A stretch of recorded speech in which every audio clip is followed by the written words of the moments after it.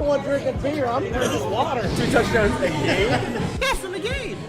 You're tripping. How you high? No, Greatest Super Bowl time. I don't know what we're doing in that front office, man. Twiddling our fucking dick.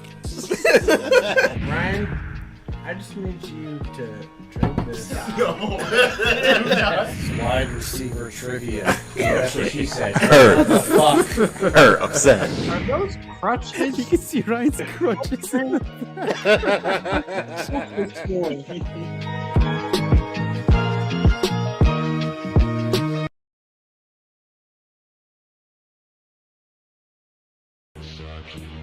What is going on, folks? Welcome back to your favorite show on the internet. This is AFR episode 298. I am your co-host, Jalen Brown. I am the one you love to hate, because I'm always right, Malin Dennis. And I'm your other great co-host, Nestor. Me, other co-host, June Bucksbane. Good evening, my brothers and sisters of the AFR world. I may not be your first choice. I may not be your last choice, but God damn it, I am the right choice for sports, and I am G-Money. Well said. I don't know why my camera keeps disconnecting like that, but I think probably it's not. Hey, Money, I thought you were going to say, it might not be the first, you might not be the last, but you're the one that will stop it. I was, I try to keep it in the house, keep it quiet, I don't need to always be off the hook Well, gentlemen, let's cheers to a good first half of this show. We've got a great show on the dock here, so cheers. Hey, Jalen, check out that shot glass. It's a little far.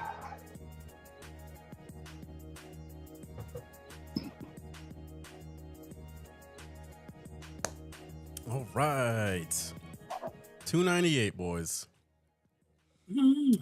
We've got news to get into. We've got NBA news. We've got NFL news. We've got record predictions. We're getting into the last division of the AFC. Well, the AFC North. And then in the second half, we'll be back with some wise words from G-Money. We've got comments to read. And then we have, of course, everyone's favorite segment of the summer, What's Up With That, where we give you one grievance in the world of sports from each of us. So we're going to start off with a bit of news here. First thing first. And, of course, the biggest piece of news within this past week was the fact that Pookie going to Philly and decided to bless the most insufferable fans on the face of the planet with his presence for the next 2 years. $8 million deal for LeBron there. And now they've got arguably the best starting five in the NBA. I was fairly surprised by this move, but I'm curious to see, what did you guys think hearing about this? Well, it's his best opportunity to win a ring if he wasn't going to go to like San Antonio, which definitely wasn't going to take him. OKC couldn't do it because they landed having to trade Dort to get underneath the cap. Minnesota was a pipe dream because if he didn't like living in Cleveland, living in Minnesota is like 100 times worse. So yeah, I mean, best chance for him to, chase that ring one final time. And didn't he say he was just playing 1 year? They did like a 2-year deal, but this was his last season. I don't remember that part, but maybe. But yeah, so alrighty there, LeBron. You don't have to carry this team. It can carry you. You stay healthy, you play 50 games. And Beeb, you play 25 games. Yeah. The rest of the team will carry you. And then you'll get to the playoffs. We'll see how that plays out. Still don't think you're winning a ring, but, this does give you the best chance. And the East is is wide open. I mean, really, if you look at the East, you're like, Philly looks like the top of the class there. So now with LeBron, Philly fans are all in a big fucking circle jerk down by the Rocky fucking statue. Wow. I was certainly surprised at this. I feel bad for the Miami Heat fans because of that leak that came out. So they were all happy, and it was like, yeah, like what do y'all like? Y'all better not believe that leak. Like it was just what it was. It was an accident. It was premature. It was a little PME. Okay, that's what that was. But who I really feel sorry for? I feel sorry for Jaylen Brown because you went to this team because you were going to be the man because you left a situation where you was overshadowed by Jason Tatum. Now you come into a situation now, nobody's going to talk about you. Everybody's going to talk about LeBron. So now you're going into the same situation you was in. So that's who I actually feel sorry for. And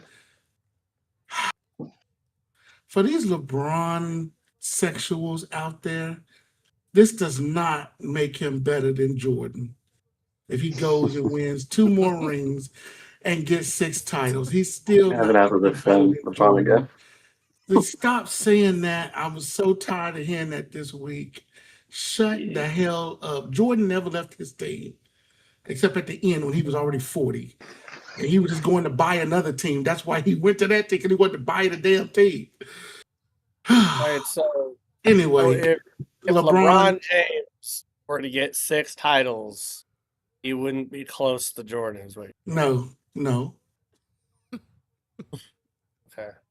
He passed Kobe. That's about it. He passed Kobe. Even though he'd be better statistics than Jordan. He's better statistics my ass. This man lost to Dirk Nowitzki. Lord. Oh, okay. Again. Okay, so again, you're gonna say that Jordan's better because he was only good enough to get to the finals 6 times, is what you're saying. So that's why he's. I got. But anyways, as far as it goes with LeBron James, listen. I heard someone say this, and it actually made a lot of sense to me. Is it really ring chasing if they're only winning rings while you're there? I mean, if you're the catalyst of the reason why they're winning rings, are you really ring chasing, or are you just winning rings wherever you go? The only difference in this Philly endeavor is that he doesn't have the time to get into a season and then try to say who he wants on his team. Like, they already have a pre-made roster that he's like adding on to. Like, that's the main difference between him going to Miami, going back to Cleveland, going to the Lakers. So it's going to be interesting. I mean, LeBron James and Embiid have had health issues. Maxey is someone that likes the ball. Jaylen Brown wants the ball, which that's why I don't understand why he was happy going to Philly in the first place. So unless Philly is going to ask the NBA to change the rules and allow there to be 2 balls on the court at the same time, I'm sure that there's going to be some people upset during the regular season, but also you're probably going to have some injuries. So what I think is going to happen is they'll win a lot of games because even though there'll be injuries, there'll be enough talent to withstand those injuries. They'll win a lot of games, and everyone will be healthy for the playoffs, and they won't know how to play together and share the ball, and they'll lose in the second round. That's what I think Philly's going to do. So you're saying they the Brooklyn Nets? They the new Brooklyn Nets? Well, I think they're better than the Brooklyn Nets because I think at least all of them are going to play in the calendar year. So. Oh man, the Brown thing is so interesting to me because even before Braun got there, it's like when Embiid is healthy, he is the best player on the floor at almost all times. So the team by default is just going to defer to him. And then you add LeBron in the mix, and it kind of also complicates things. And I feel like Brown is kind of going to be in a similar situation of like, well, you're still not going to have your own team, at least for this next 1 or 2 years. So that might be a delayed thing. But then also, who knows what the team will even look like by the time that LeBron is gone. But for LeBron's standpoint, it is just so fascinating to me. I don't really think of it as ring chasing or whatever. It's just so fascinating to me on players of this caliber. Like, you love the game that much because he's got to know this does not change his legacy no matter what happens. Everyone already has their mind made. June just said it. So you must love the game to this point where you're going to leave your family, go to Philadelphia, and go live there for the next maybe 2 years, and just to keep playing basketball because you're physically able to. Like, it very much reminds me of Tom Brady when he went to Tampa, and then everyone thought that after that first ring in Tampa, he was just going to retire, and he was like, no, I'm going to keep playing. And then there was drama off the field with him and his family, and it was like, damn, you like playing that much where it is that important to you. So kudos to him. God bless him. That is just wow. He does have the single largest drop in pay from 1 year to the next in NBA history. I think it's like $44 million. In fact, there are 8 college football players that are going to be making as much money with NIL or more. Wow. Like Darian Mensah in Miami, the quarterback, is making $6.5 million. Dante Moore out of Oregon is making $5 million. A wide receiver, Jeremiah Smith out of Ohio State, making $5 million. Damon Williams Jr., who tried to get out of his deal with Washington to go to LSU, making $4 million at Washington. LeBron James is making the same amount of money as these people. Like, you want to tell me like you don't love the game of basketball? You're willing to make $4 million? Like, that's a lot of money to me. That's pennies to him. Because he's probably going to live in New York and fly a helicopter over to Philly, which that didn't work out so well for Kobe, like I said last week. But it's probably going to cost him $4 million just to have the helicopter. Just transportation. To transportation. He's gonna be in the red playing for this team probably. But I do like your comparison to him and Tom Brady. I said that with G Money. I think it was the night after we found out he was going there, and then I got so pissed off because I made that comparison. It was more like Tom Brady than anything else, where you're just picking your best spot in the last couple of years you have to win a title, and then fucking Colin Cowherd had to go on to his podcast, The Volume, and say the same goddamn thing. So I was like, you son of a, you FS1 people. So bastards, all of them. But good for him, man. If he can win one, he can win one. If not, it's going to be comedy at best. If he wins or loses. Yeah. I mean, someone's going to lose their mind. So yes. Just mathematically, that's how these things go. A good YouTuber I watch, Chris PG1, shout out to him. Would love to get him on the show. One of the absolute funniest YouTubers out there. But after the Tyler Hero Bam Adebayo thing broke, he made a video and he was like, Bam Adebayo is punching Tyler Hero. He's already struggling enough having to play in Milwaukee. You know what? Me and my GOAT LeBron, we're not coming to Miami. I knew it right then and there. I said Miami's off the table. Hear the crazy ass reports that one of the reasons LeBron James didn't pick Golden State was that Draymond Green was too clingy. That LeBron would try to get off the phone with him, and he wouldn't get off the phone. He would just keep talking. Oh God! I believe. I have no idea if it's true, but it's worth repeating because it's funnier than hell. Sounds legit. All right, let's move into some NFL news. Another wacky bit of news. Kyle Shanahan is limited in training camp. That's right. You heard it correctly. Coach Shanahan limited in the Niners training camp after he was in a bad car accident that apparently he said he was responsible for, but he messed himself up pretty badly. And I mean, it sounds like he's kind of lucky to be alive. I mean, Jesus. But just very interesting that this is kind of the situation that they're in right now.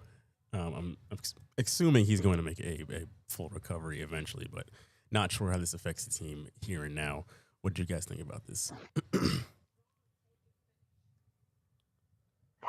Didn't it happen like a week or so ago? It took like 5 or 6 days for it to be breaking news. I'm like, Happened the 14th. what the? Yeah, Wow. I mean, Like 10 days. like, normally if that'd been an NFL player, that would have been breaking news, right, on ESPN. But it's like, so a coach does this. Now, maybe if he'd had the accident and he had been with a female reporter, that would have been broken. That would have been breaking news. It's just strange that because of the injuries and everything that nobody found out about it. It's like it just kind of dribbled out. It's like, what? Wait a minute. What happened? It's like 40 stitches in his face. Jesus Christ, broken nose. Jesus Christ, almost lost an eye. I mean, this guy go round and round with a fucking garbage truck. I mean, what the hell did he hit or hit him? You know, you would have expected that to have been, if not next day, then a day after. The San Francisco news people should have picked that up and put it out there. So maybe it's just all part of the NFL cover-up. Protect our best coaches.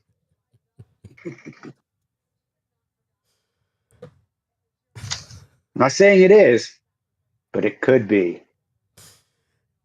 Any more thoughts on Coach Shanahan here? I got plenty.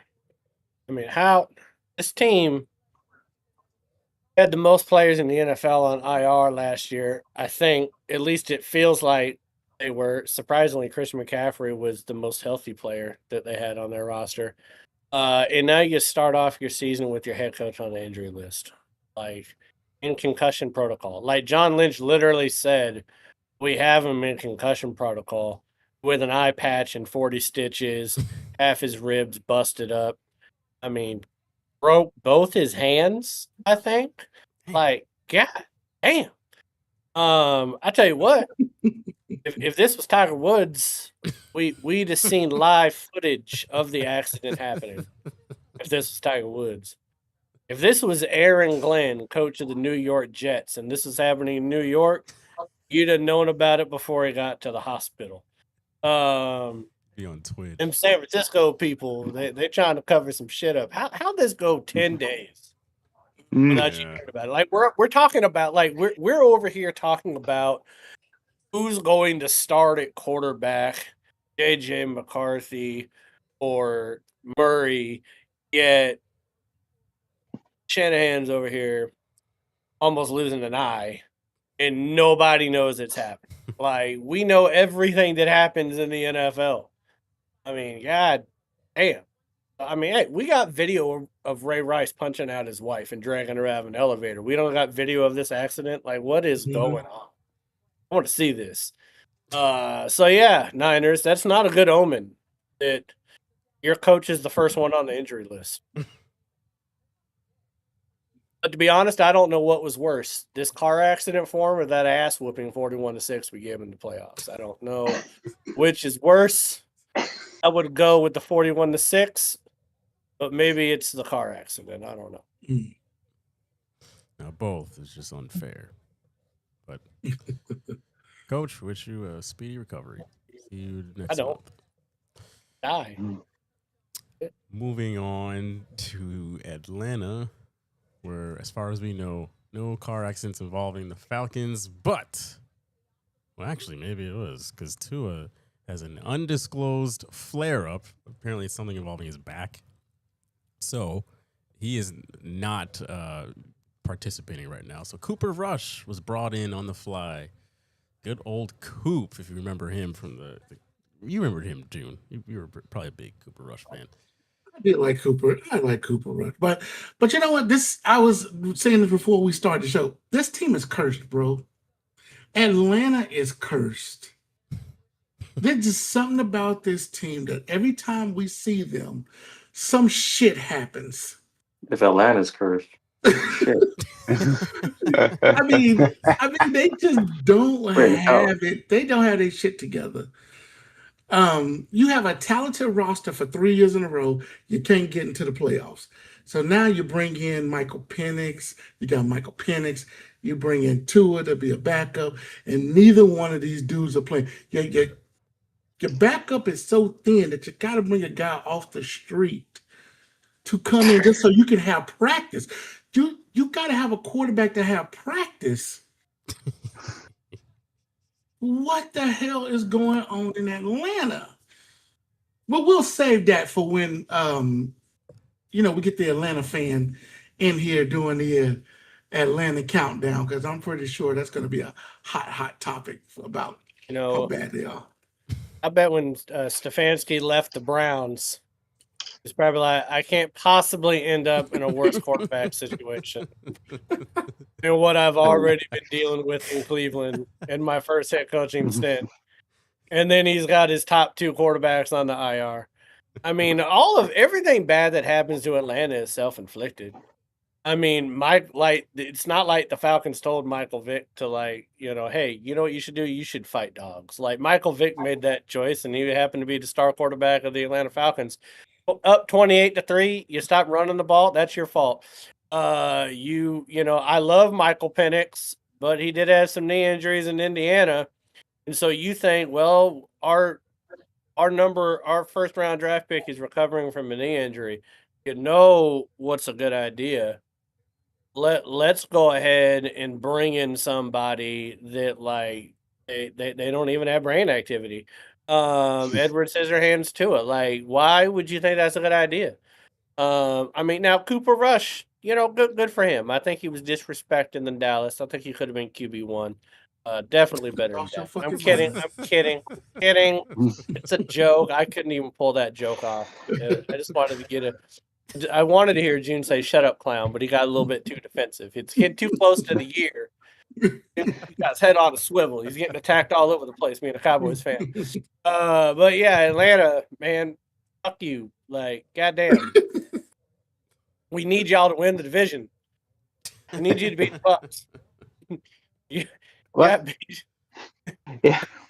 What I don't understand is, Stefanski leaves Cleveland where he has too many quarterbacks. So he doesn't know who his starter is.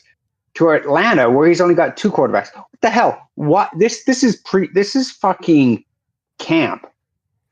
Most teams have like 4 or 5 quarterbacks. They know that probably 3 of them aren't going to make the team. One may go on the practice squad, but all you have is 2, and they're both injured or injury prone when it comes to Tua. Tua probably said his back was acting up.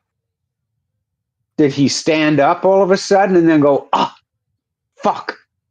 Did he get it at center and that was it right there? I don't know. He doesn't know. But why don't you, Atlanta, have more than just 2 quarterbacks, and actually just 1 at the time, because Penix was still nursing his ACL surgery. So why didn't you have a couple more, to have to scramble and get Cooper Rush? I mean, that's not a good look. That's and Malin's right. Yeah, Stefanski leaving Cleveland thinking it couldn't be any worse. And he gets to Atlanta and he goes, "Oh fuck, this owner's a fucking idiot too. Shit, fuck."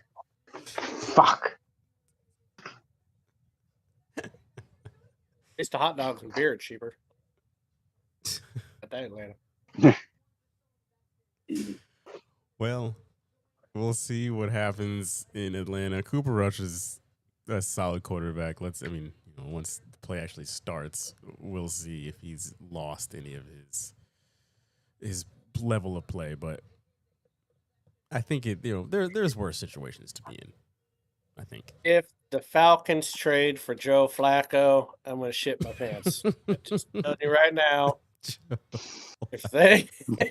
If Joe Flacco starts a game for the goddamn Atlanta Falcons, I'm gonna lose it. They're Oh, you know, they're man. looking. They're looking. They're like, you know, They're one Cooper Rush sack away from calling up old Joe.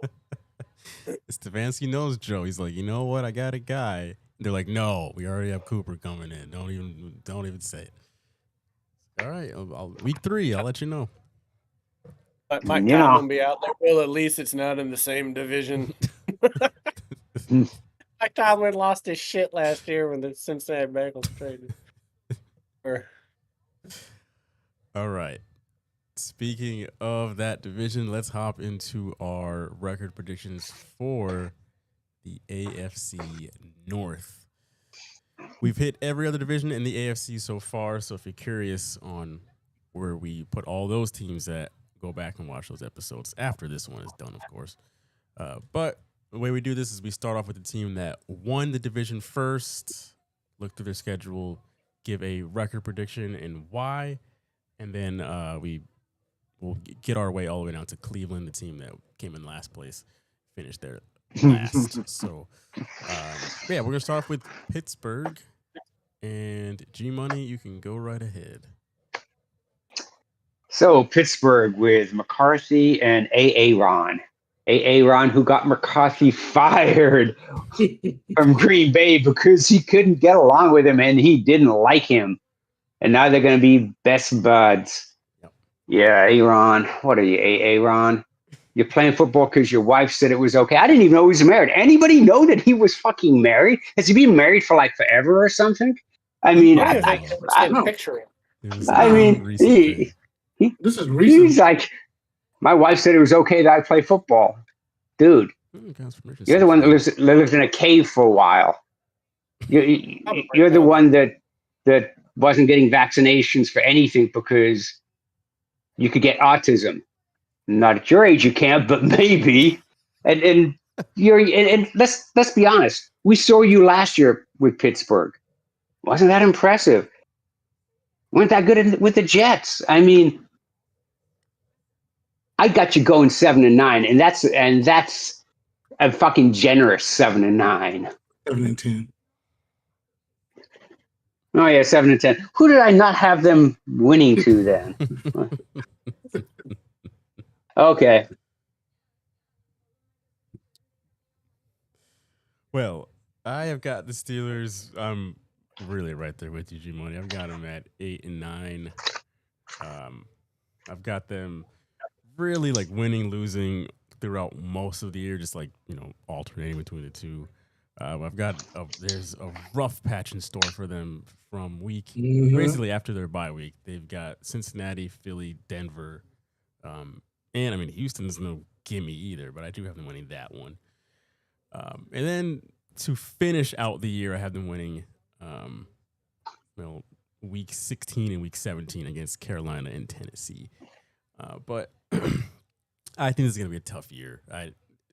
The team I saw last year, good God, that was an embarrassment of the team that lucked their way in because of some fluke kick in the last week of the season. They fell into the playoffs. They should have never been in there in the first place, but that's the AFC North for you.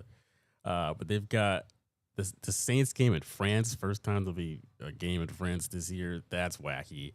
I think they've got another game. No, that's their only international one. But they've got a primetime game, a Thursday night one against the Browns. Don't know who the hell made that decision. Good grief. You can turn off your TV now.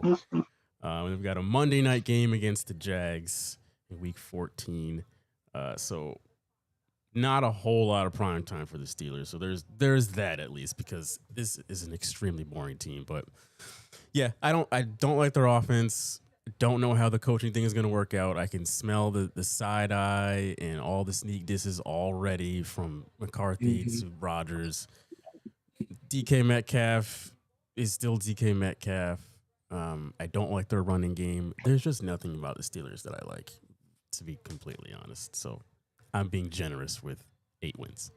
Go ahead, June. Yeah, I'm with you, Jalen. I got him at 8 and 9. They're the Steelers, so they're going to win a couple of games that they shouldn't win. But I think this is going to be that losing record that we keep talking about for years. It's going to be that this is the season that they have that losing record. Because that stretch that you talked about, it's a 6-week stretch. That if you look at it, it's the whole month of November going into that first 2 weeks of December. That's a tough stretch, and then it's not going to overcome that. I just can't see them winning, but one, maybe two of those games. And so I think it's going to be too tough for them to overcome at the end of the season. And and I don't think Aaron Rodgers is going to be the starter by then. I can see Drew Aller taking over at some point because I'm with you. That relationship is just not going to work. I guarantee that they're both going to hold grudges versus each other. And McCarthy is probably saying, your ass should have stayed away so I could just bring in Drew Aller. And you got Rodgers saying, I'm going to lead this team. And it's just not going to work. I don't see either one. That relationship is too broken, I still believe, to ever work. Which, I mean, poor McCarthy got banned from the NFL. He basically got blacklisted from NFL coaching for 2 years. Poor McCarthy did after Aaron Rodgers, spewed so much hatred on his name. He basically was out of coaching for like 2 years. So let's pour one out for Mike McCarthy. Let's pour one out. But I truly believe that this is going to be that losing season that we've been looking for the Steelers. This is going to be that season. So go ahead, Malin. Yeah, I got him at 4 wins. Fuck this team. I ain't mad at you. You tell me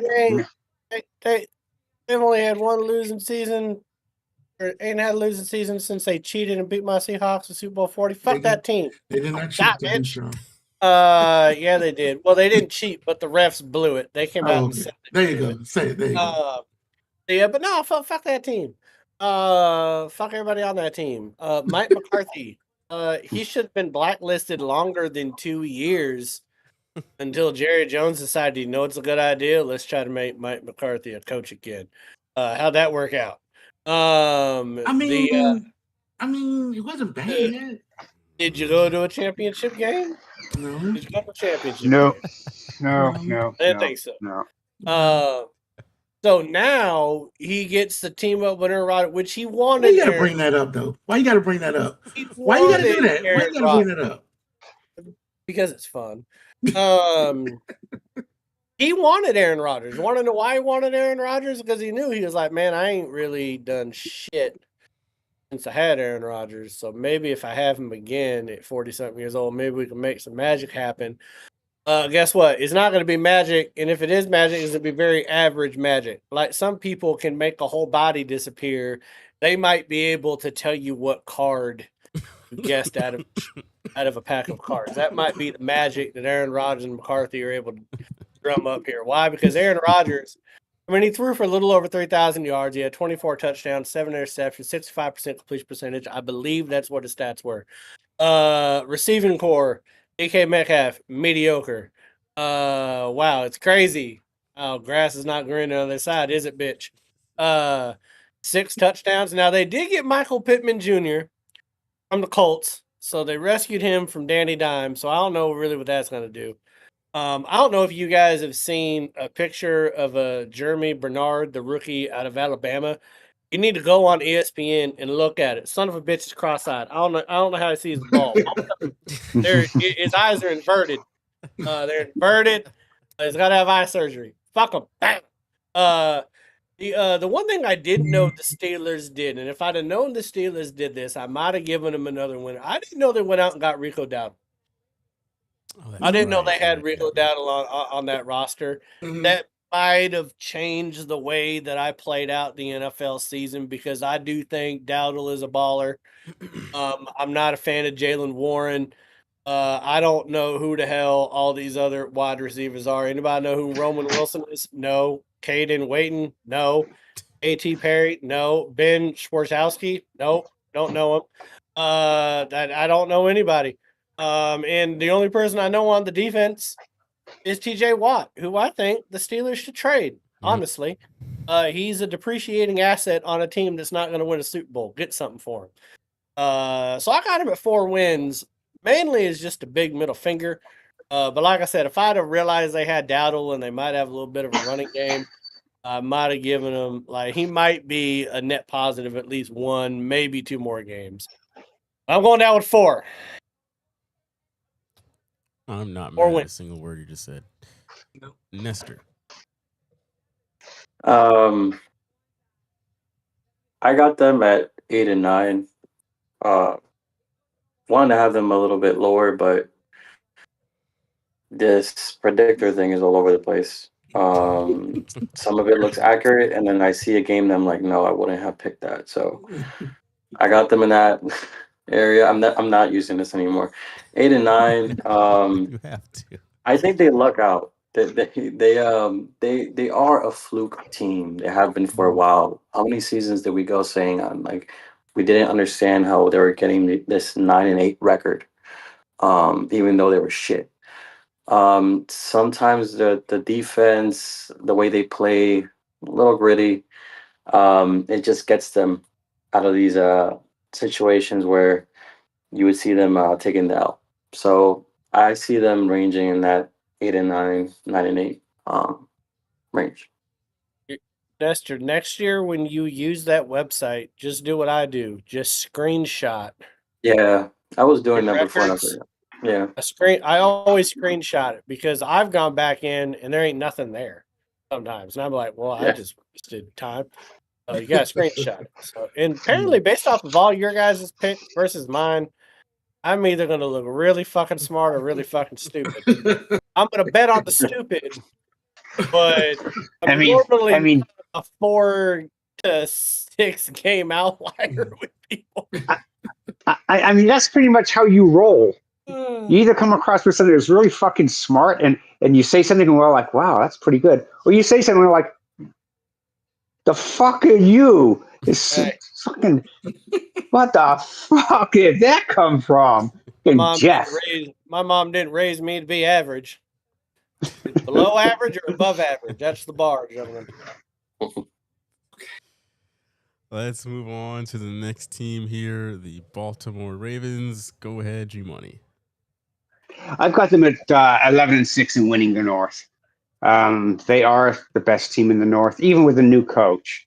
They've got the best quarterback who will be healthy in the North. I mean, I would, if Joe Burrows could stay healthy, he would give him a run for his money because I really like him. But I've got them 11 to 6. And yeah, the games I really want to see with Baltimore, there's not that many, but at Dallas, I want to see that game because that should be a good game. At Houston and the second to the last week of the season against Cincinnati, at Cincinnati.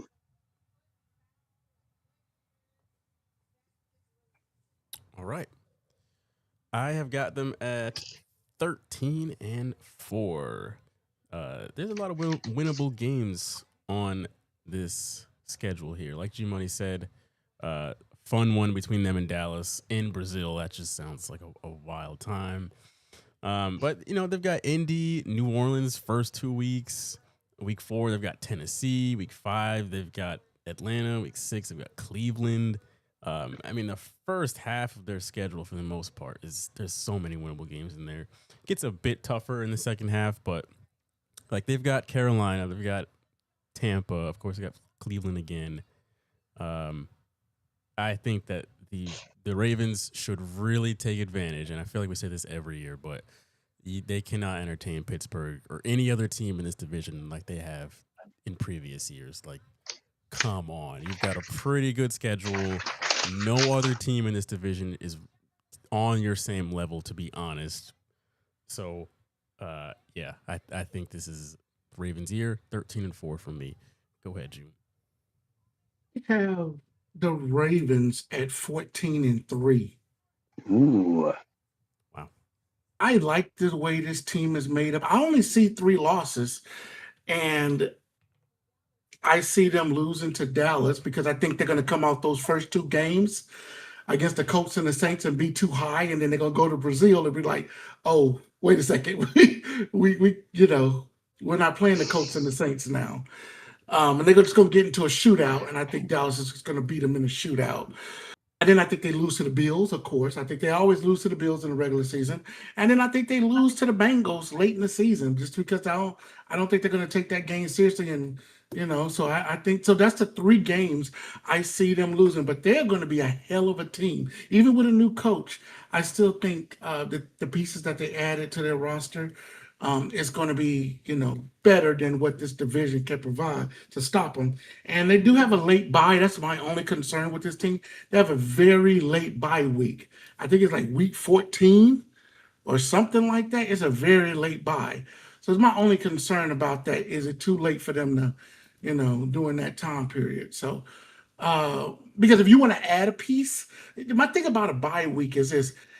I like a buy before the trade deadline because if you want to add a piece, you got a chance to put that piece in and then have a bye week and then get a good, get good practices.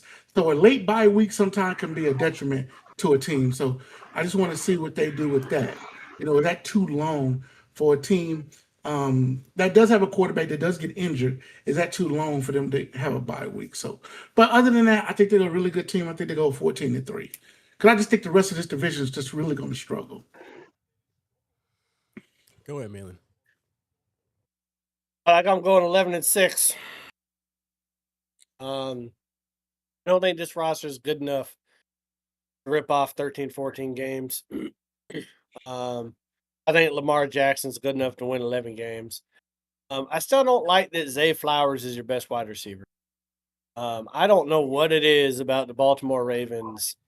They either get has-beens or average people to be wide receiver one for the Baltimore Ravens ever since Lamar Jackson's been there. They can go out there and get a Derrick Henry, but they can't get themselves a wide receiver one. And they want to blame Lamar Jackson if they're not breaking records throwing the football. Mark Andrews is still your tight end. That's a problem. That's an issue. I don't know how many big games he needs to lose you before you figure it out, or you stop just handing him bags of money. I wish I could fail at my job in the most crucial points, and they just be like, you know what, we're going to give you a raise. I wish that my job would do that for me. Apparently, I should work for the Ravens organization. Now, to be honest with you, hey, this is my dream. I know I said 11 wins, but if Lamar Jackson goes down with an injury, this is what we need to have happen, people. We also need Pro Bowl quarterback Tyler Huntley. That's right, I said it. Pro Bowl quarterback Tyler Huntley. Isn't that an oxymoron? He needs to go down with an injury too, because we need rookie Joe Fagnano. I want to see Joe Fagnano playing football for the Baltimore Ravens if there's an injury. I want to hear drunk-ass Tony Romo have to fuck that name up. Fagnano, listen, people. First of all, we need more Italians at quarterback in football. Remember Cole Cuts up there in New York? We need this. You got a guy that grew up in Williamsburg, PA, and was winning titles in Wyoming. What Italian American is going from PA to playing ball in Wyoming? And then he played football for Maine and then Yukon. This man's been all over the place. Why not start for the Baltimore Ravens if Lamar Jackson goes down? So look him up. Joe Fagnano, people. Gonna be a star. Cole Cuts Fagnano. Just don't forget to pronounce the second part of the name. Crucial. And on air. Let's go. Go ahead, Mister. Let's see what my playoff predictor says. So I got them at 2 and I'm just kidding. I got them losing to the Colts first week. I got them losing to Dallas week 3. I got them losing to the Falcons week 5. I got them losing to Tampa week 14, and I still got them at 12 wins. I think they're going to lose the whole NFC South and win in 12 games. Yep. I hit that pick like 3 wins. Um, I Oh, I think shit. they have the veteran pieces needed.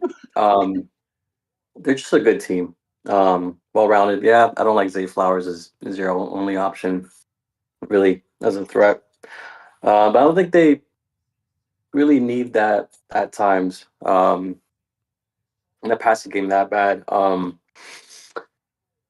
The only game that worries me is that week 3 in Brazil. Reason being, ask Jordan Love how that went in Brazil in that Wait, surface. field condition, sorry.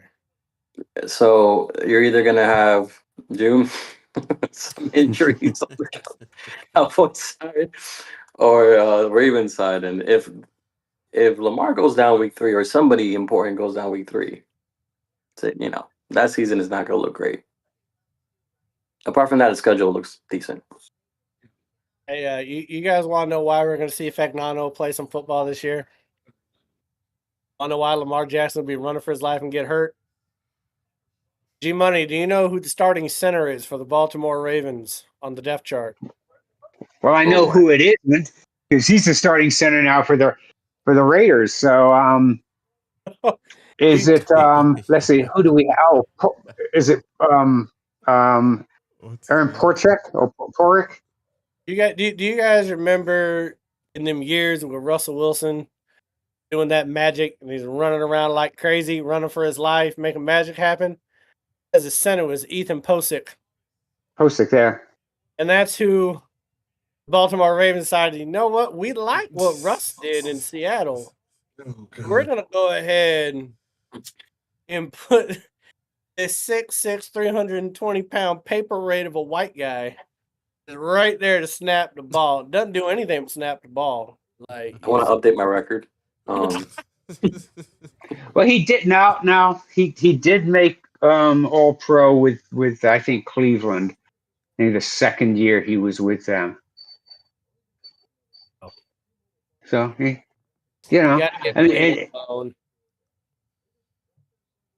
All right. Like, you got to give Cleveland something. You got to give Cleveland something. Someone's got to get a trophy. Who we got? Go to the next team here, which is Cincinnati. Go ahead, G-Money. So many question marks about Cincinnati, right? I mean, we already know that they truly can't afford a lot of free agents because, well, most of their salary cap is taken up by Joe Burrow, Jamar Chase, and T. Higgins. And if you're playing 3-on-3 touch football, you guys are winning fucking championships. But you're not. You're playing fucking tackle football, and you got to have 11 players. I'm being super optimistic with Cincy because I do like the Joe Burrows to Jamar Chase connection, and I'm probably going to get them in my fantasy team. But I have them going 8-9. I mean, kind of look at who they're playing and teams they can beat, and they can beat Tennessee, they can beat Atlanta, they can beat Miami, they can beat Pittsburgh beginning of the season. They can beat Cleveland. They can beat Cleveland. And then you just need an upset or two. They could beat Carolina. That's towards the end of the season, though. And coming out of the gate, they could actually be. They're healthy. They could beat Tampa Bay the first week of the season, coming out of the gate being fully healthy before they all start breaking down and getting injuries. The O-line collapses, the defense. Spending all that money on Boye Mafe, not the answer. Not the answer at all.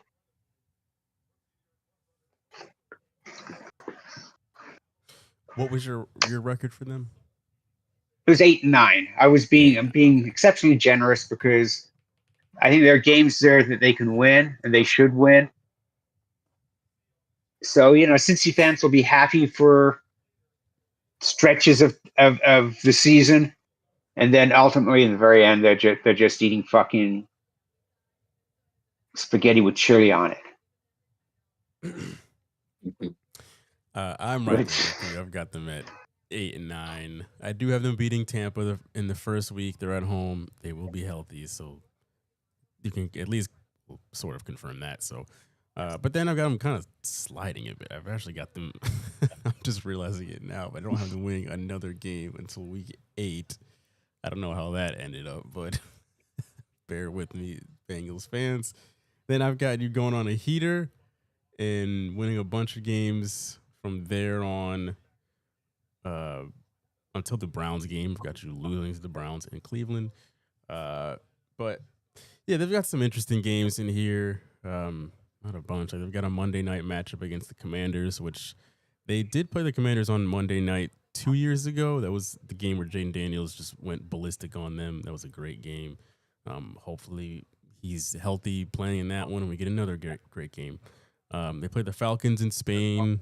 Sounds like a weird ad lib, but I think those are their. Oh, and they've got a Thursday night game against the Ravens, week 17. So they got 3-ish primetime games. So yeah, 8-9 for the Bengals. I just don't see Joe Burrow staying healthy throughout the year, so it'll be sort of another rough year for them. And they've got way too much money tied up between 3 players. So yeah, June. Yeah, I'm just one game better than you guys, just because I think they got a decent schedule where they could slip up and win some games. So I got them 9-8. But I have one note that I took, and that's the health of Joe Burrow. That team is going to go as Joe Burrow goes. And if he gets hurt, it's going to be the same old story. Because you guys both said it. They've tied their money up into 3 players, so they don't have money for an offensive line. And they don't have money to keep players that are good enough to play and be starters on their team because of what they did with those 3 players. And so I think it's going to be Joe Burrow. If he stays healthy, he can get this team to 9-8. That's because I think he's a really good quarterback. But I don't think they can win more than games than that because they just don't have the talent because they've had to let it go or not been able to sign the best talent because of the salary cap space that they have, the very limited salary cap space that they have. So. Go ahead, Malin. Yeah, I got them at 9-8. Now, when I do this NFL predictor, I make a rule that I have to predict the games as if everyone's healthy every week. But I got to admit, by the time I got to week 9, I was like, there ain't no goddamn way Joe Burrow is going to be healthy by week 9. Like he's gonna miss a stretch. I just don't know what stretch that is. So it's really one of the hardest teams to predict. And I actually have them losing week 1, Jalen, because historically Joe Burrow's 2-4 in week 1. He starts off pretty slow. In fact, last year played Cleveland, threw for 113 yards and 1 touchdown. And I know that Myles Garrett is on that team. It's not like he was facing like a top 3 defense. But it's week 1. That offense seems to start slow. That's true. I don't understand it because they do have talent on offense. They just don't have a lot on defense. So I'm worried about them. I think this is kind of like a make or break year for Burrow. How many years can you put him in the top 5 of quarterbacks when he's only won playoff games 1 year in his career? I mean, it's the main reason, and I'm not. This is not me joking, but it's one of the main reasons why I don't think people put Dak Prescott in the top 5 because he's not doing much in the postseason. Dak Prescott has better numbers than Joe Burrow a lot of years in his career because Burrow can't stay on the field. And so, like, I think this is one of those make or break years for Joe Burrow and Cincy. If they have another down year, they don't make the playoffs again. I don't see how you can keep running this back thinking it's going to change. You have what you have, and you don't have any way to get out of it. So I don't know. I wish Joe Burrow got drafted by a different team. What was your record prediction? 9-8. And that's very, very, very gracious. Go ahead. If Joe Burrow breaks a toenail, they're going to lose 2 games. Go ahead, Nestor. Apparently I got them at 9-8. I think it would be good for the NFL if this team did not have another down year and actually was competitive.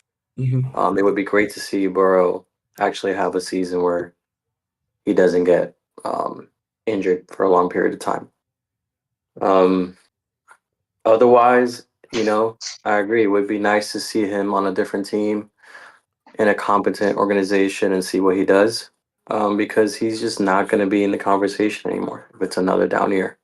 So yeah, I got them at 9-8. It's not a terrible schedule. It's pretty decent. Isn't it still just Burrow and Tom Brady that have beaten Patrick Mahomes in the AFC title game?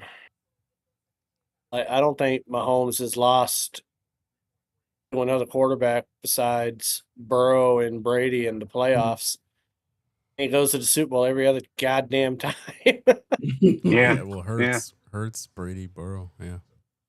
Yeah. Well, that was the Super Bowl. I'm talking like AFC. Like the only he Brady and Burrow. That's it. Mm-hmm. Yeah, like who stops him from going to the Super Bowl? Like damn. Well, let's round it out with the best team in the division, gentlemen. G Money, Cleveland Browns. Cleveland Browns, probably one of the top 4 teams in the AFC. Well coached, stellar quarterback play. Best in the game. Defense that is solid. I'm sorry, I had an acid flashback. I was thinking of Cleveland of 1985-86. No, these guys are a fucking clown show.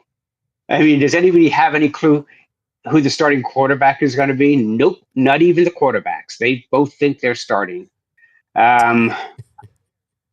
You traded Myles Garrett. You got Jared Verse. It's cheaper. It's a little bit of a downgrade. Not major downgrade, but it's a little bit of a downgrade. But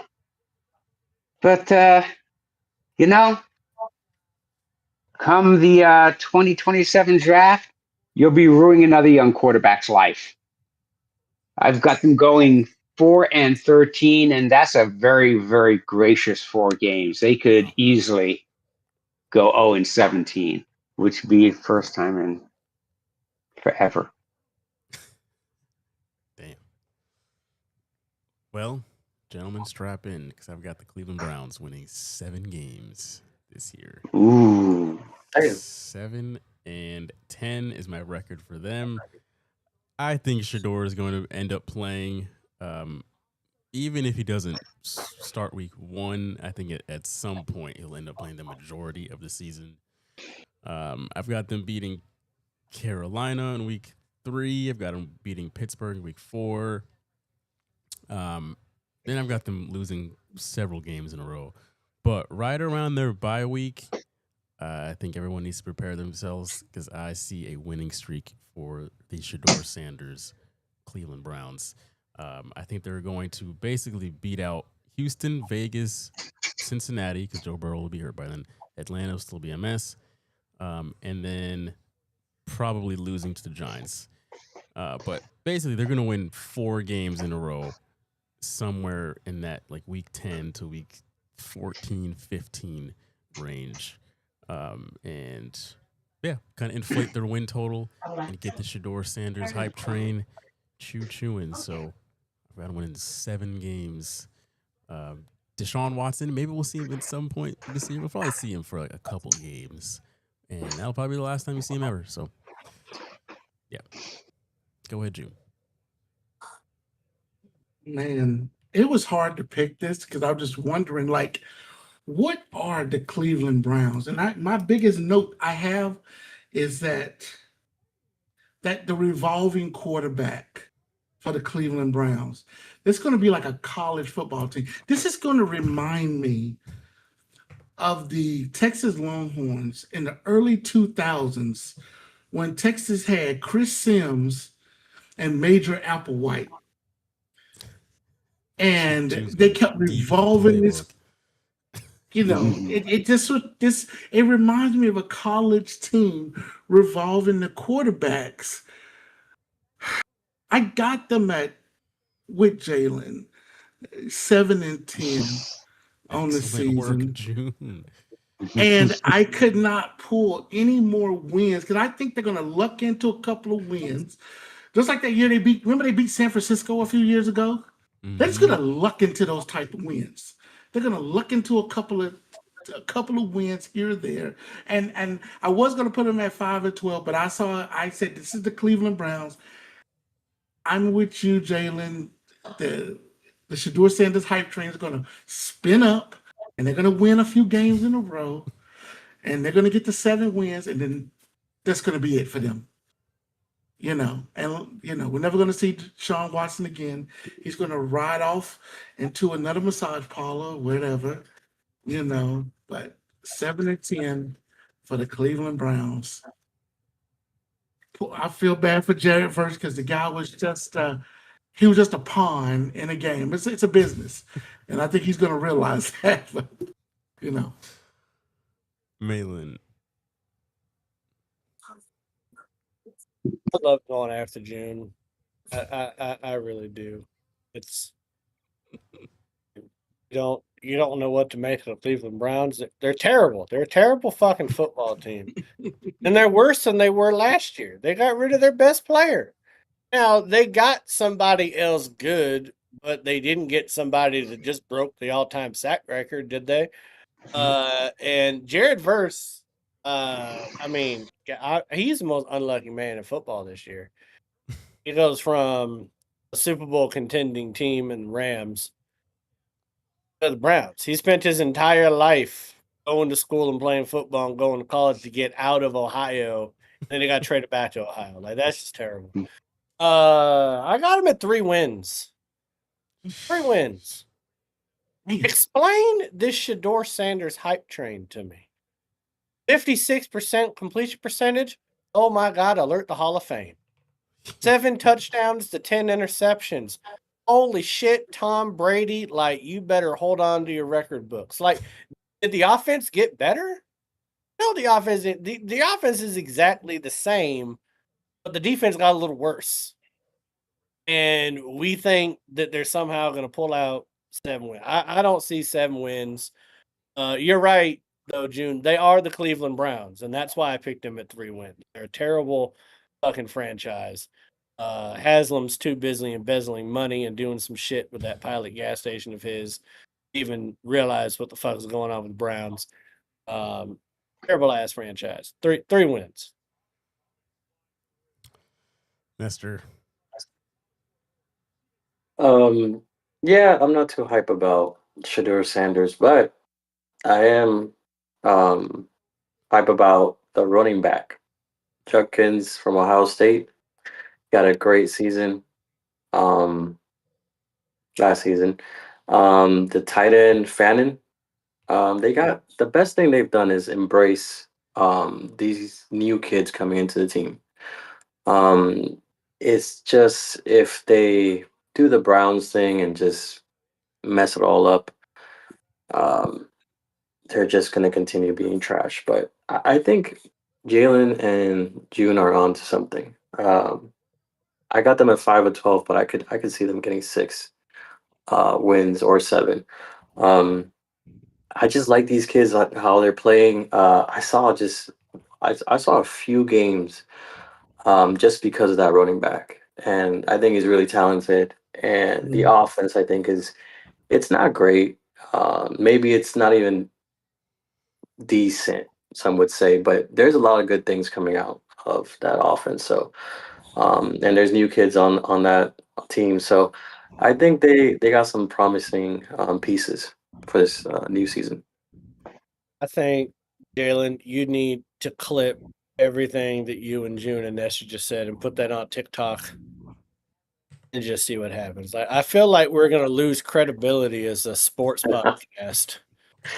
But if they have a great season, like we're getting a damn sponsorship. like Judkins had a great year last year, averaging 3.6 yards a carry and 7 touchdowns. I mean, shit, Jerry Jeudy had 600 yards and 2 touchdowns. Their best wide receiver. Like, wide receivers that are young studs that get traded to Cleveland die. Like, it's the same thing. Who'd they get out of Miami, Nestor, before they got Odell Beckham and killed his career? Who'd they get out of Miami? The other Landry. Jarvis. Landry. They got You get Landry, and all Landry did is scream at everybody in a team meeting on Hard Knocks. That was the only like notable thing you could say about his football career in Cleveland. Odell Beckham should have retired because he basically did after going to Cleveland. Before he went to the Rams and blew his knee out in the Super Bowl. Judy's just fucking terrible in Cleveland. Like I don't see like yeah, there's a little bit of talent, but they never produce. And this is the same damn team that drafted Trent Richardson out of Alabama. They're like, he's gonna be a stud. After 1 year, they're like, yeah, we gotta get rid of this guy. We gotta send him somewhere else. It's bad. Bad. Malin. Are you not seeing the Shador Sanders training camp footage? But is he showing You off a different too? watch? Like, is he showing off a different Probably. watch? I Is that would what he's imagine. doing? Because that goes over well with the Cleveland faithful. These people can't even afford fucking milk, and he's out there to check out my iScout watch. I mean, at least Baker Mayfield understood like the fan base and the hardworking mentality you have to have, the blue collar. Doors gonna be like, I can't tell time. Like, what are we doing? What are we doing? Fucking Butts and seats. That's the most important thing, first and foremost. yeah. Damn. Well, that is going to do it for the first half of this week's show. Second half, we've got a lot more fun coming right at you. So sit tight, and we'll be back in 10 minutes.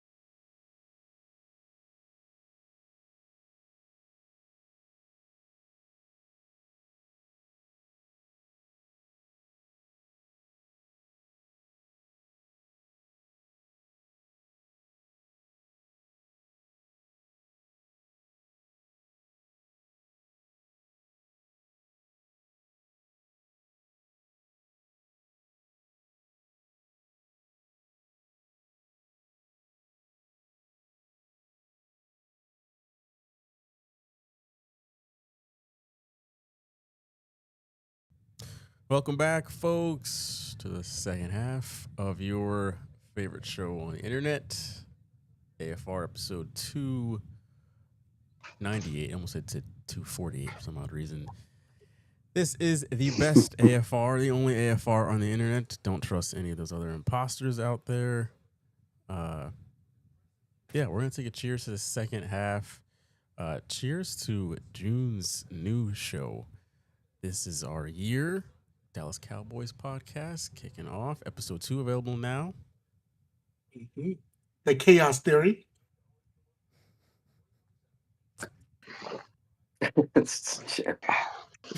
Damn thing done. Sorry, Your camera I didn't froze. know you were ready yet. Apologies. Stupid.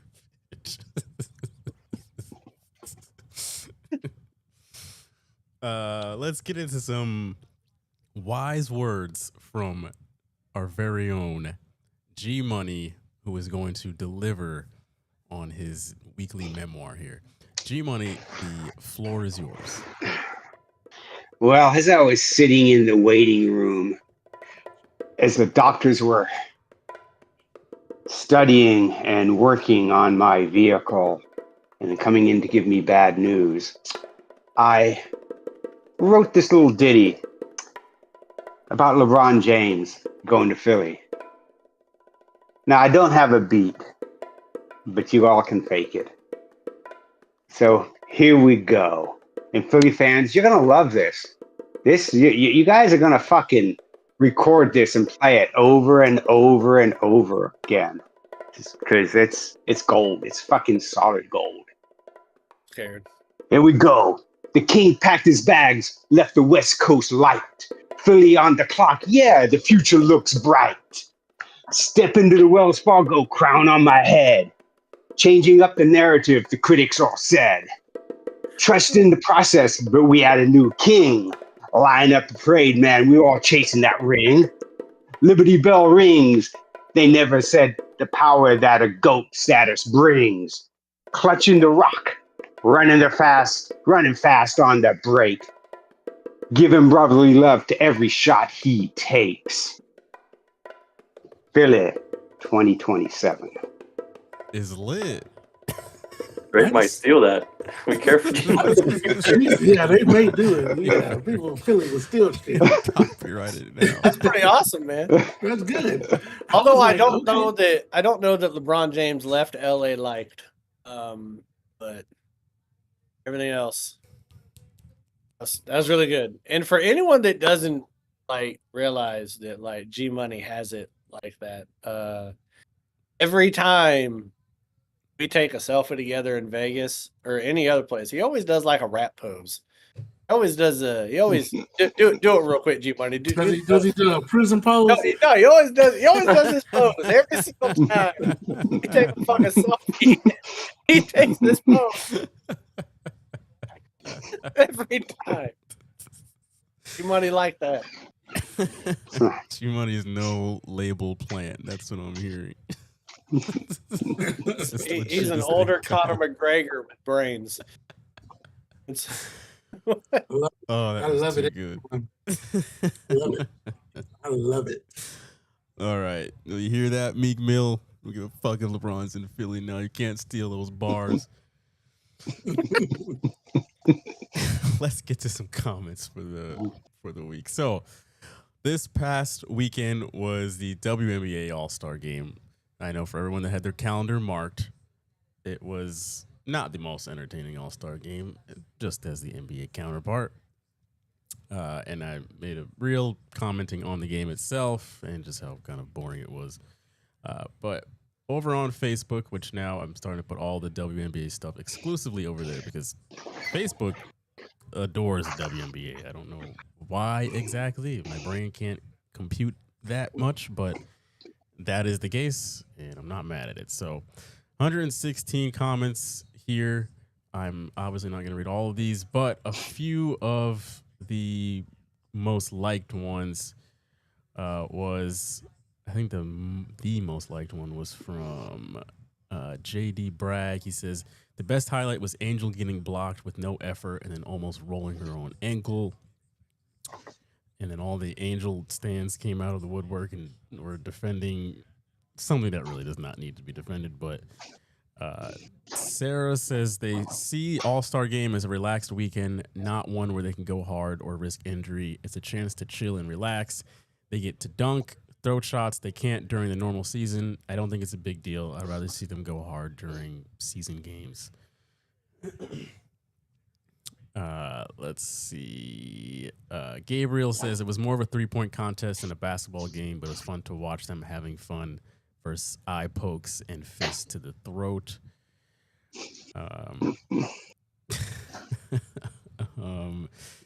James Houston says Clark was trying to get MVP, but it seemed like to me as much as she shot the ball, but that shot stopped going in. Then Jonquel, out of all people, won the MVP. Like what? T says half were hungover. Dylan Scott says, imagine watching the Globetrotters, but 10 times worse. There's a huge difference in giving everyone a show and going at 75%, but this was like 25 to 30% below practice level. At least the kids got to see their favorite players. Hopefully some face-to-face fan/player interactions.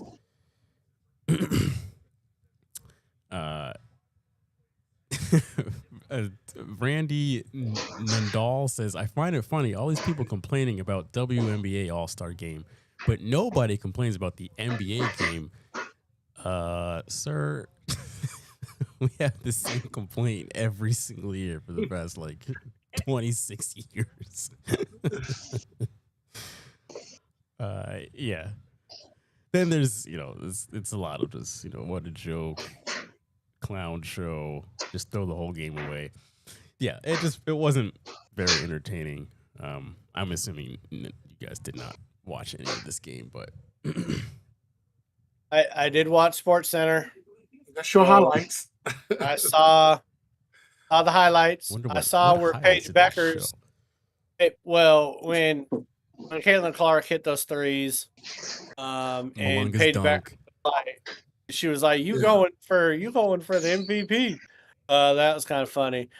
The funniest thing to me about the All-Star Game, I know I'm gonna come off asshole when I say this, but when the whole arena erupts and stands up and goes crazy over a dunk that every 8th grade black kid in America is doing in gyms across this country, what the fuck are we doing?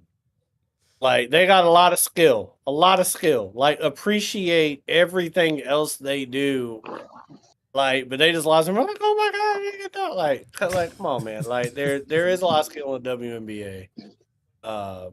I was like, really? That's what we're okay. All right, that's fine. Whatever. That was how boring the game was, because that crowd, it was like a library in there. I was like, is my sound off? Because what is going on? I can't hear. There's nothing going on here. So I think they were just ready to cheer on anything. I wish there was more dunks. I was like, well, if you can dunk once, I mean, that's all I got. Why did the NBA basketball do like volleyball does? Why don't they lower the goals to 8 feet? The girls volleyball, the men are at 10 feet.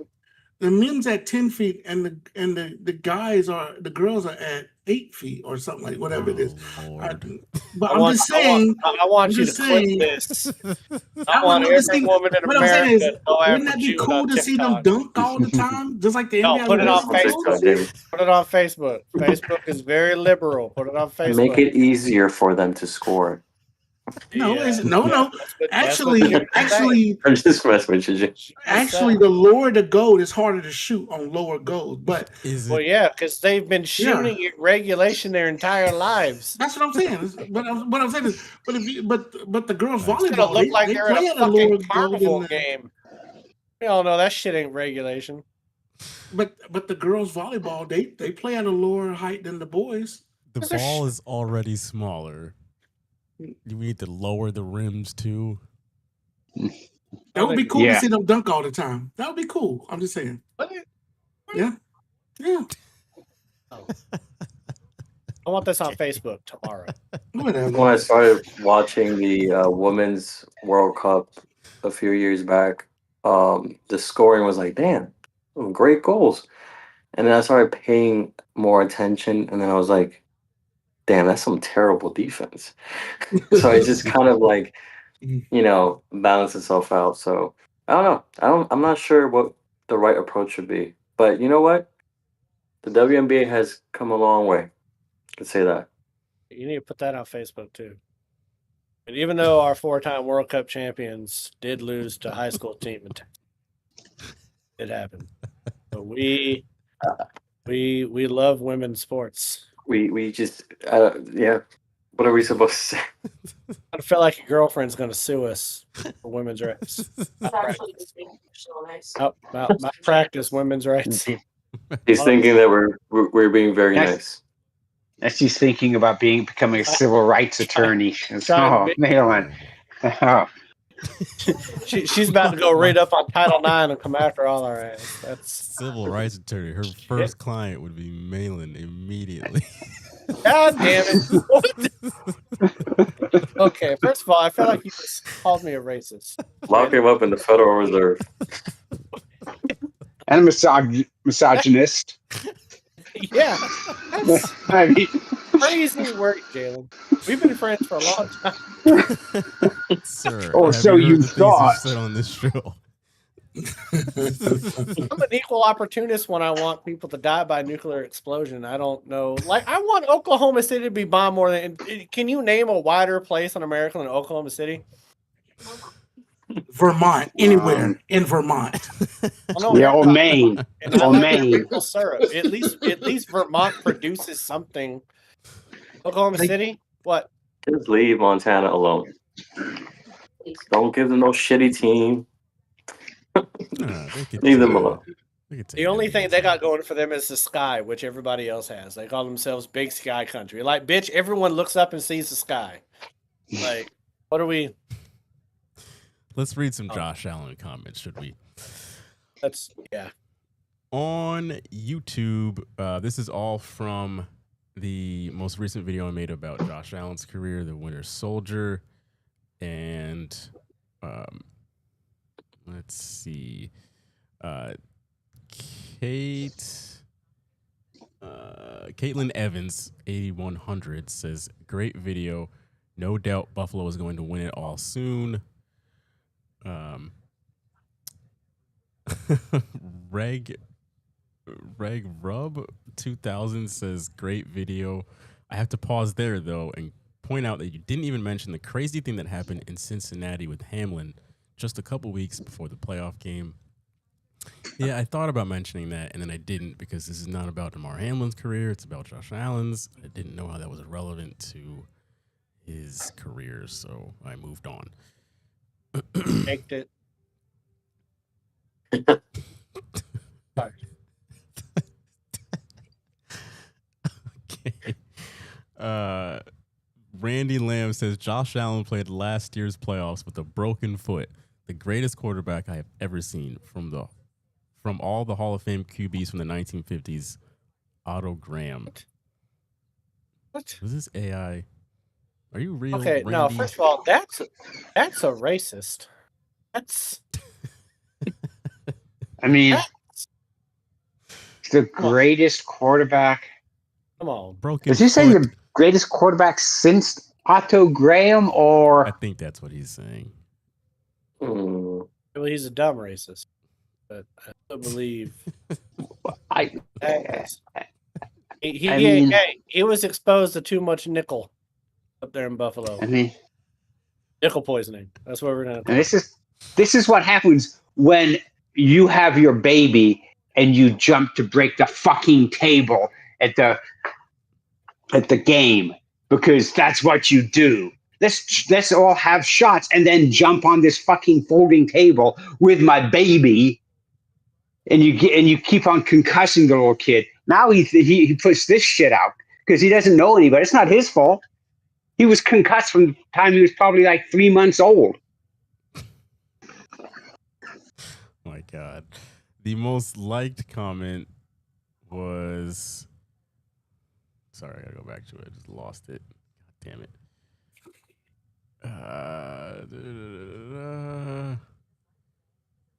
Well, this is the second most liked comment. Nobody won that 2025-2026 AFC divisional round game between Buffalo and Denver. That was a cursed game. Okay.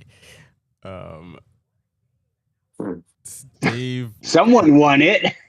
Dave Lewandowski says 13 seconds hurts the worst out of every Bills loss. It hurts more than the Broncos.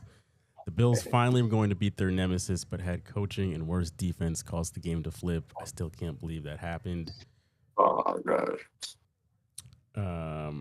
Where is that one? God dang it! How did I lose that? Basically, it was just saying I don't think anybody would be mad to see the Buffalo Bills win a title. Saw that one. Sir, let me stop you right there. I think Jalen and Nestor would be a little upset. Yeah. I didn't see that comment. On the Super Bowl. Okay. I mean, I do think that the Patriots being greedy. Like, I don't think if Buffalo got one, I don't think Patriots fans over there with 6 and 20-some years could be like, "Oh, fuck you, Buffalo." But Nestor definitely has a strong case. Hasn't won one. Definitely feel some type of Yeah. You know what, Jalen? Real quick though, like what I want to talk about is how fucking stupid Josh Allen's going to look in this new Nickel City uniform that Buffalo decided to roll out as an alternate. Have you guys seen this goddamn thing? They needed to put the Bills logo on the jersey because if they didn't, you wouldn't know what fucking team it is. Yeah. It looked like the poorest CFL team. The helmet. I mean, I don't even understand the color blue on the helmet, but then just to take one aspect of the Buffalo Bills, they're like, you know what? The LA Rams have a horn, and we have this charging thing. I bet if we take that and we connect it like the Seahawks do with the Hawk, but we're going backwards and they're going frontwards, and none of this is going to make fucking sense. We'll sell some jerseys. Like, I get the whole Nickel City thing, but my God, that is a terrible look. That is. I don't like it. The helmet is very odd. I don't know what job position is that gets to design these things, but I'm curious to speak to the gentleman. And it's so big. Maybe if it was thinner. You know, on Madden, you can design the it looks like some clip art shit from Madden, doesn't right. it?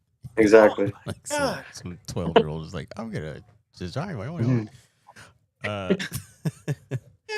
Khalif could make that logo. He probably could. Like, just get rid of the buffalo and make that really big, Dad. There we go. So for my next video, which is going to come out this Saturday, is actually going to be the implosion of the Diggs brothers' career. Speaking of infamous Buffalo Bills. So I wanted to, just real quick, because neither one is signed to a team right now, which is the most ironic thing. But I wanted to ask June, being a Cowboys fan, what were your kind of last thoughts on Trevon before they cut him right at the end of the last season? Well, I think one of the things was, at first I could say this about Trevon. He was a very good player. He was a second-round pick. He felt slighted because he came from Alabama, and he felt slighted that he moved into the second round. But he was a very good player. I think the injury really killed him. He didn't know how to come back forward psychologically. And so I think that kind of stopped his growth, shall we say. Because I think if he comes back from that, especially after that season where he broke the NFL record for interceptions, I think he continues to be a Cowboy. He gets a big payday like everyone else, and he continues to play. But for some reason, that injury broke him psychologically, and he just never recovered. And I think the whole thing that happened with his brother not being signed by the Cowboys, he wanted him signed, and then he just fell out of favor with the management. And so I think that's what really stopped his career from being as great as it was. And I still think he's got some play in him.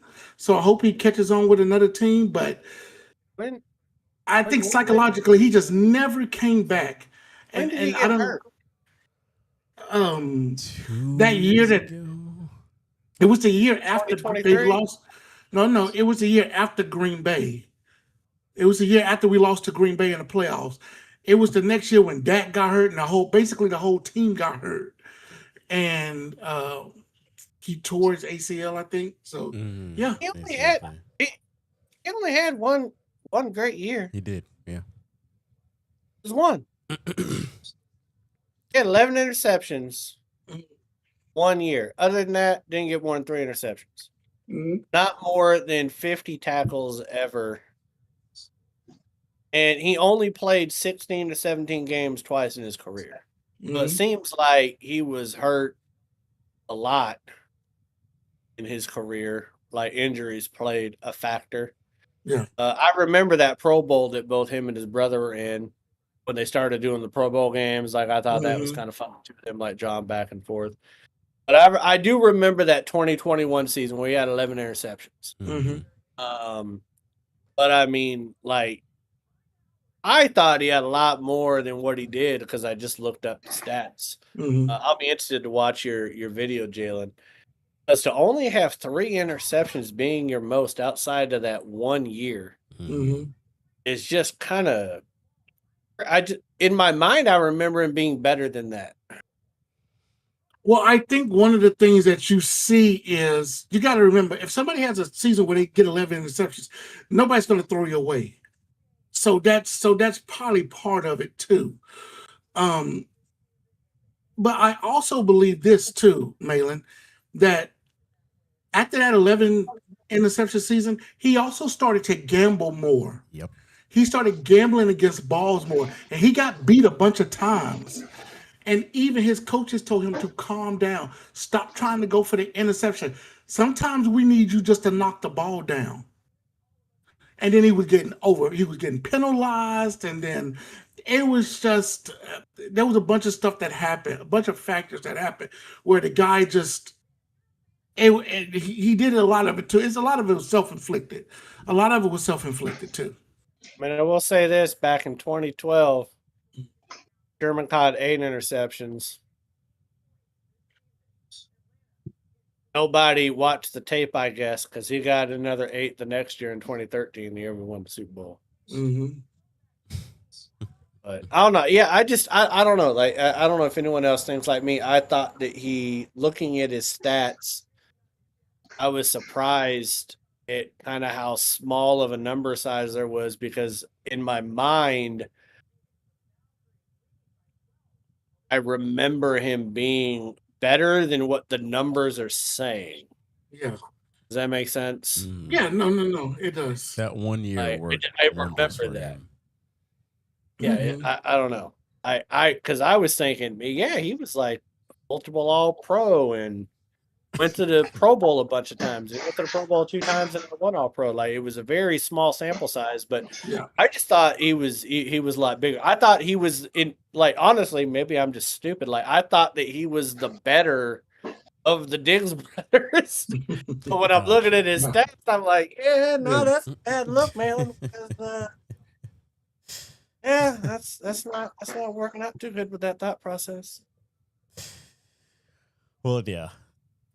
It will be out this Saturday. Gets into a lot of their background and what's going on off the field, especially with Stephon right now. That's a whole mess. But anyway, that'll be here soon.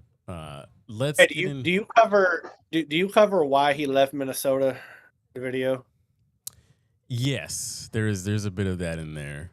That to me is the craziest ass thing in Diggs' career. Why he wanted out of Minnesota so damn bad. But all right, let's go.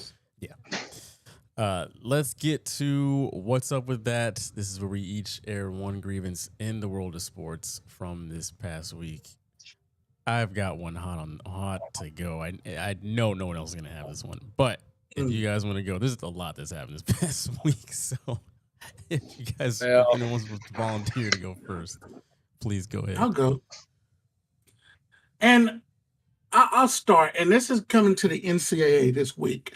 So this week, a kid by the name of Aaron Carter was suspended for 2 games. He played for Tennessee, he's a linebacker, over a $427 flight. Here's the crazy thing about exactly. Okay, so the story goes. I read it like a couple of days ago, and I pulled it back up just to make sure I was getting it right.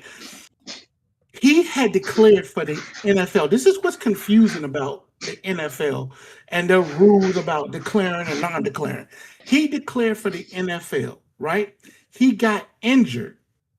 And during that time period, before he rescinded his declaration, he had an agent. The agent bought him a $427 flight to go work out, do it. But then he realized he was still hurt. He decided, I'm gonna go back to school because I can rehab at school for free, and then I can, my draft stock will be better. So he goes back, he pays the guy back for the $427 flight, and they still suspend him for 2 games. My problem is with the NCAA, with these rules. Now it's confusing to everyone. Everybody is confused on why he had to be suspended. Even the NCAA is not clear on why he needed to be suspended. And they're saying, oh, we didn't suspend him, Tennessee did. And Tennessee is saying, no, your rules say we absolutely have to suspend him. But the rules that they have for these kids declaring now is not like it was in the 1990s or the early 2000s. The rules are different about declaring versus coming back. Wait, but did Tennessee actually suspend him based on NCAA rules? Yeah, they did. But okay, the NCAA said... But that's stupid on Tennessee's part because no one follows NCAA rules. They're gutless. Yeah. They hand down a judgment, and then the school takes them to court, and then the player plays. Yeah. So, I mean, these rules now are so messed up that kids are being punished for something that they have no control over. You say I can declare, but I can also come back. So what are my rules for declaring versus when I come back? I can't talk. I can talk to an agent. I can hire an agent. Most agents pay for suits. They pay for clothes. They pay for workouts. They pay for everything for their clients most of the time. They pay for all this stuff. If the kid say, well, I don't think I'm going to go back to school, and then this kid actually went beyond and he paid the guy back. He paid him back. Do you think this might be Tennessee being a little petty, though, being like, we didn't want you to try to begin with, and now you're going to come back, we're going to teach you a lesson by using this NCAA, because it really doesn't make sense. I mean, Washington quarterback can make $4 million playing football, but you can't get a $421 flight. That's what everybody's saying. That does seem a little funny, but it seems more petty on Tennessee's part. And I feel like the NCAA's catching strays. Like, listen, man, we ain't going after nobody. Like, why are you coming at me? Like, we've had these rules for forever, but ain't nobody been following them. We ain't adjudicating nothing. This is the Vols. The Vols want to suspend his ass. Yeah. And so I don't know. Yeah, it's crazy. They're saying that it's a 2-game suspension, and the NCAA says, well, we didn't take any further action, so everything is right. But the problem I have with the NCAA, you need to make clear rules now, because you got all this shit going on, and you're telling these kids you can go and check, you can go hire an agent. And the agents do all this. They know what these agents do for these kids once they hire them. So why the hell do you still have a rule in the rule book saying that the guy can't buy you a flight while you had already said, I'm going to the NFL? And then you change it. I can understand if the agent bought him something after he rescinded his declaration. That's a violation. But he didn't rescind his violation at that point. He still was with and then he went above and beyond and paid the dude back the $427. The NCAA has got to fix these rules because everything is so diluted now. It's so diluted for these kids, and it's diluted for everyone to understand. and nobody is understanding what's going on in the NCAA. It's too much. They gotta fix this, or it's going to become a problem later. So that's my rant. Pretty good. Would like to go next? You guys want me to go next? Go for it, Jalen. I've got a bone to pick with Jason Whitlock, my friends. Ooh, Shit. Jason Lame Lock, as he should be named. mm. Oh, this man decided it was within his best interest to. I was just talking about the All-Star Weekend of the WNBA. Being an All-Star Weekend in Chicago, obviously there was several parties had, and the stud buds, as they are, Court and T, two guards from two different teams on WNBA. They have a channel together, and they like live stream all the time and talk about what's going on within the WNBA. And they live streamed throughout almost the entire weekend. It was pretty crazy the fact that they were able to do that. But you got to see a lot of like behind the scenes stuff and see a lot of different players. But they were also live streaming during one of these parties at some club in Chicago. So all these different big names are there, obviously. And this clip of Paige Becker's essentially like kind of taking off her shirt is sounds ridiculous, but she essentially took off her shirt and she had like a sports bra underneath.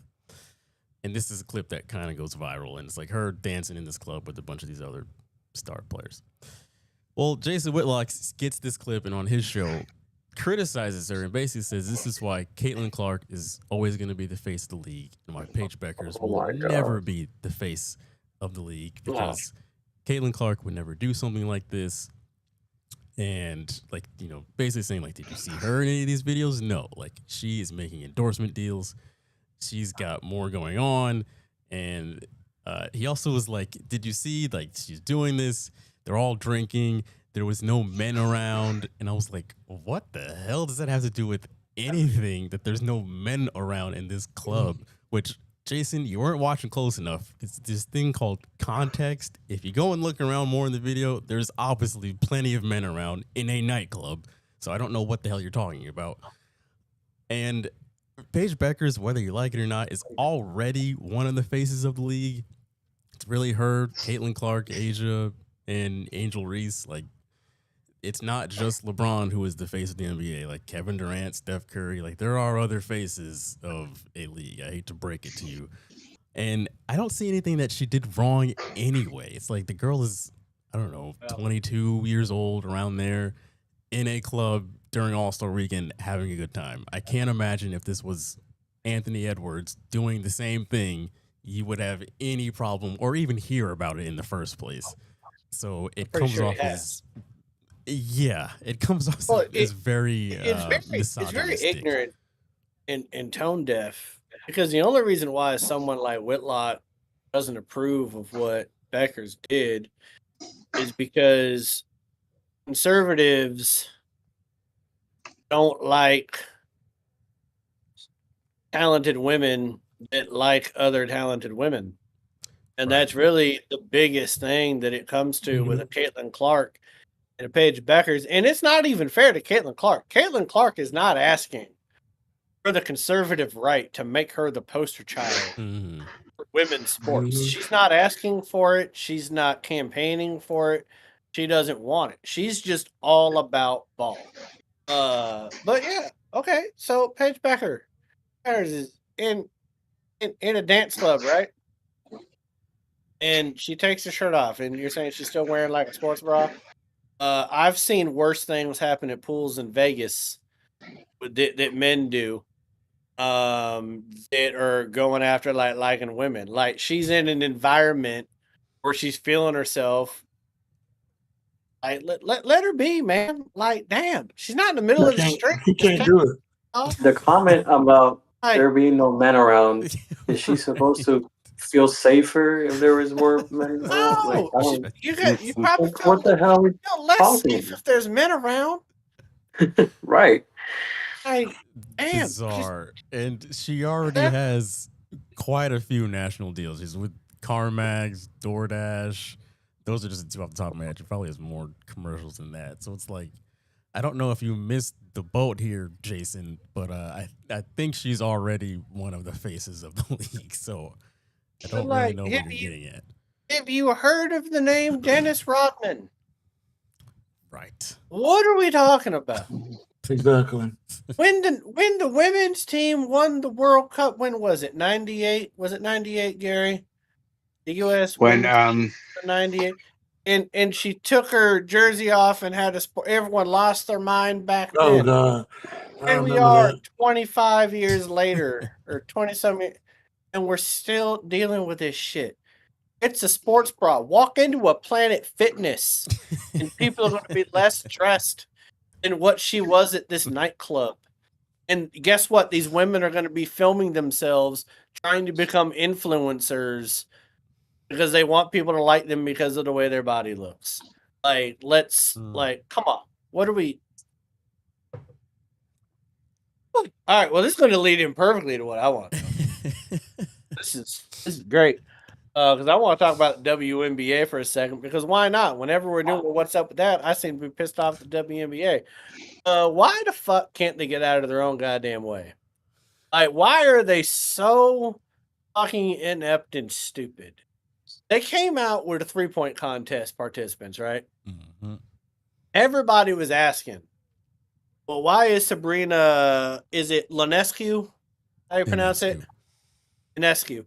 Why is Sabrina not participating in a 3-point contest? They're like, well, she declined the invite. Now, anyone wants to know why people want to see Sabrina in there, is because a few years ago, she set the record. She scored, I think it was 37 out of a possible 40 points in the 3-point contest. She's one of the best 3-point shooters in WNBA history. And so people were asking why she wasn't a part of the 3-point contest. And the WNBA said she declined the invitation. Well, that's crazy, because it's almost like somebody could then put a camera on Sabrina and ask her, why did you decline the invitation? Mm-hmm. And then she says, I don't know what you're talking about. You can't decline something you were never invited to. I never got an invite to play or to participate in a 3-point contest. I'm like, how do you not see the end game of that comment of saying that they declined the invite? Like, and then the WNBA. Okay, here's another one for you. It's not even just the league. The Players Association. Get out of your own fucking way. What's her name? Sophie Cunningham? Mm-hmm. We all know the viral point, right? Mm-hmm. Point. We all seen it. Like, Sabrina Cunningham is becoming basically God bless her, average 8 points a game, becoming like a sex icon, just living her best life, just out there, just doing everything, right? Just amazing. The WNBAPA, the Players Association, decides we're not going to allow anybody to monetize or make money off of the point gesture because it's considered, I think, bullying or something like that. I'm like, that's a pretty iconic moment from this season. It's been played for free on every major sports broadcast. So ESPN and FS1 and all them can make money off of showing it. People can make videos on TikTok and make money off of showing it. Right. But she can't do anything to monetize it. The Indiana Fever can't do anything to monetize. Like, what are we doing? Right. We're in a league that needs to make money. Make money. Why are you trying to stop people from making money? She wasn't doing a throat gesture. She wasn't trying to, do the people's elbow. She was just pointing at somebody. And it was all over social media. And you're saying, no, you can't make money off of that because that was inappropriate behavior on the court. Like, what the fuck are we doing? Oh, I'm done. there could be a whole what's up with that with just Sophie in this past week, but that's a different topic. It is funny that you brought up Sabrina Ionescu though, because literally 1 week ago we were at a Liberty game and I got to watch her score 9 points in less than 1 minute off from shooting these ridiculous threes for them to beat Chicago in the last minute of the game. And I also cannot imagine that same player declining to be in a 3-point contest. It just makes no sense. I just don't know how the public relations department is like, hey, let's just say she declined. Right. And just forget about the fact that, she's going to be in front of cameras at some point, and someone's going to ask her why she doesn't want to participate. I mean, how many times, like, LeBron James got asked for, 18 years, why aren't you participating in the dunk contest? Like, one of the best 3-point shooters in WNBA, they're not going to ask them why they're declining an invite. What are we... She literally went up against Steph Curry in a shooting contest 3 years ago. Yeah. They should bring that back. You know? Well, the WNBA player, they would just say she declined to want to do it. She rejected our message.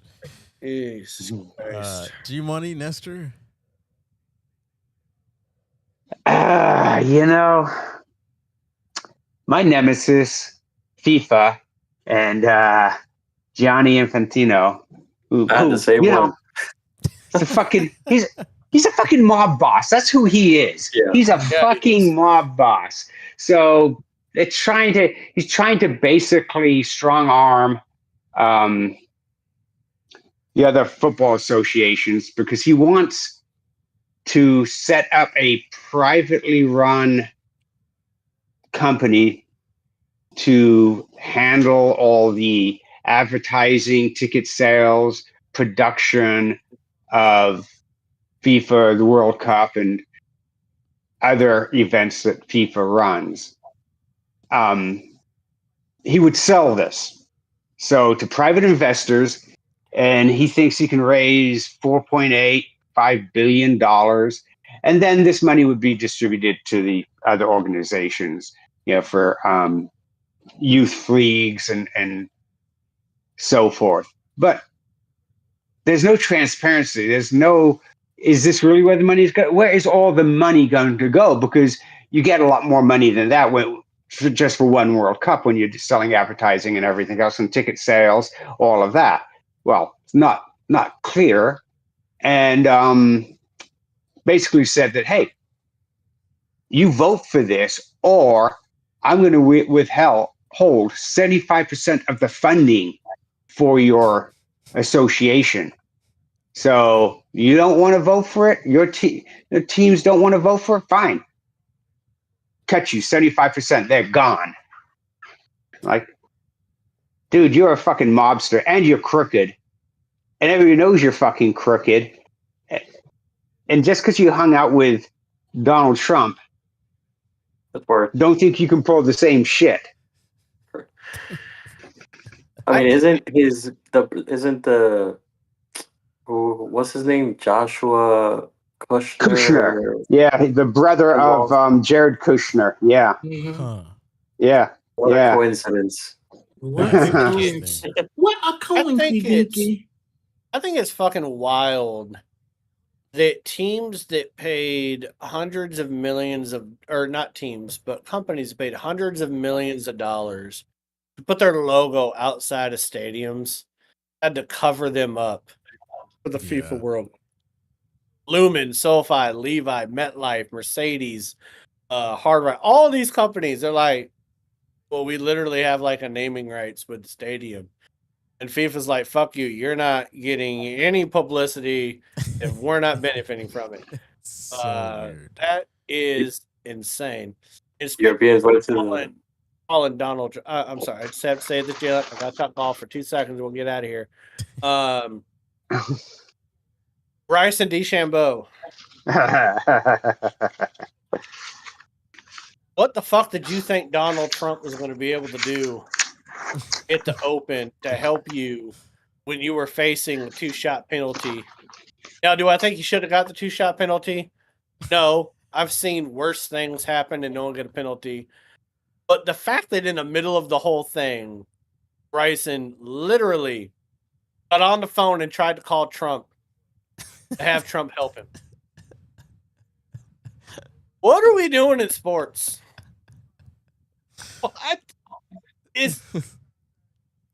I need to shut up. I can Esther, tell you.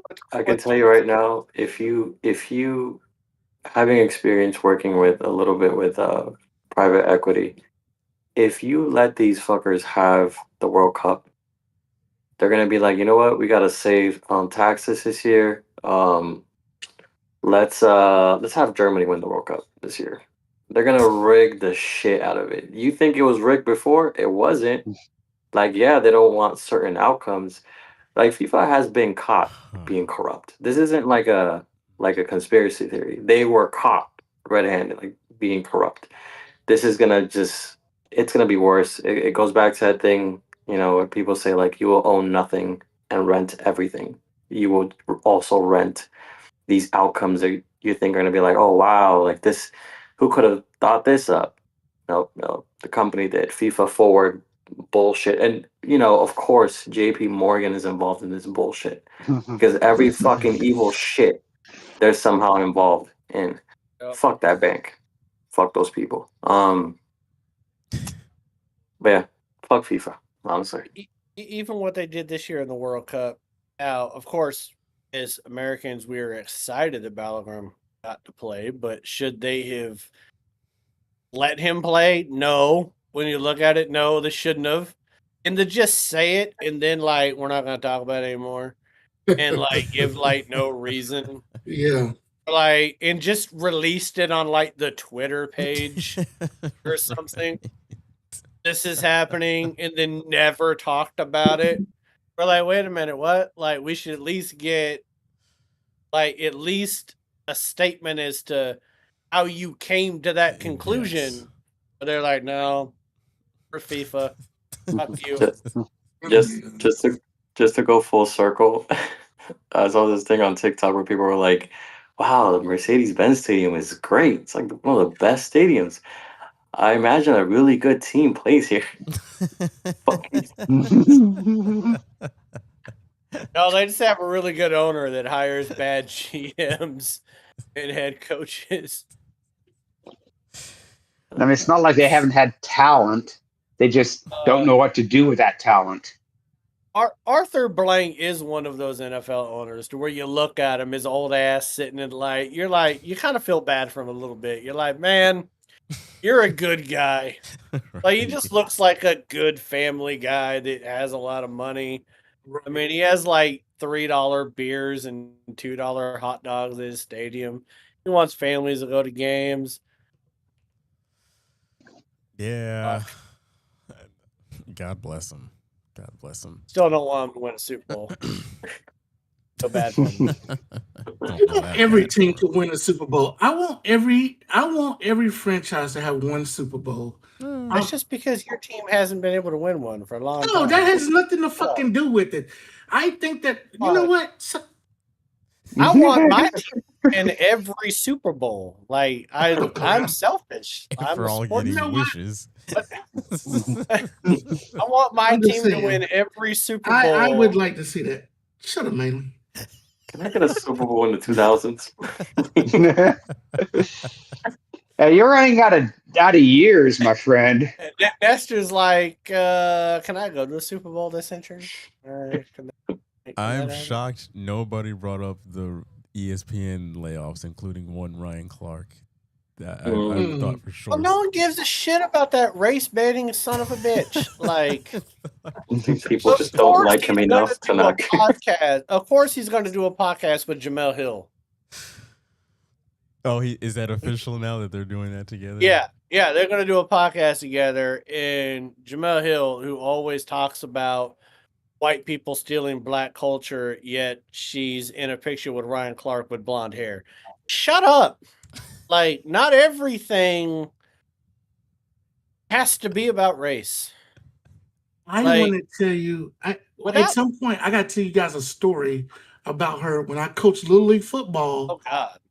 in Did you Texas. coach- I'll tell you that did story you one coach day. Jamel Hill? Oh, we ain't got time for that. No. We don't have time for that. But it's a crazy story about her. It's a crazy story. I was just listening to her yesterday, and that came up. I guess it was in the background or something. But Christ. Everything is about. I mean, like Ryan Clark. I'm pretty sure.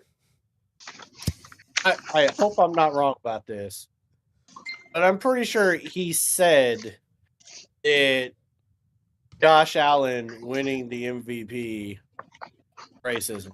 That there was a black man that deserved to win the MVP the year that Josh Allen won it. Oh Lord. Like everything comes back to race. And I'm like, dude, I know that we got a long history of race issues in this country, and we're always trying to heal from them. But brother, we ain't never gonna heal from it if we're always bringing it up. If we're just never gonna get together, we're never gonna agree on nothing. Right. Like Jesus, I just love everybody. I don't give a shit. I love you, man. I don't. Well, I mean, God bless you for it. Not many people do. Takes a strong-willed person to love me. My ex apparently didn't. quickly turning into a. She left your money. Let's get out of here, man. It's it's time to go. RC will be just fine. ESPN did pay him handsomely when he was there, and he does have his own podcast, The Pivot, that is already doing very well. So I don't know what all the crocodile tears were about, but he will be okay. I think he's landing on his feet. So it was fucked up how we found out. Yeah, like it was got odd. a call from one of the head people at ESPN during a break of the show that he was doing. Like, shit, that's a little fucking. I mean, I will give him that. Mean, you bring him in on Friday after he's done the show and tell him that was your last show. You don't do it in the middle of the show. Yeah. I know. You don't do that because then you come back on your show and it's like, yeah, they're like, I just got fucking fired. Go out there and give us a good effort on the last half, and don't talk about this. We wish you the best, but get us some ratings. I mean, the best ratings they would have got on that godforsaken fucking show is if he did talk about it. Why? Isn't that Mike Greenberg's show that he was doing? Yeah. Mike, why is he still on air? Like, Jesus Christ. I'm talking about people need to get laid off. Mike Greenberg, what a little bitch. What are we doing?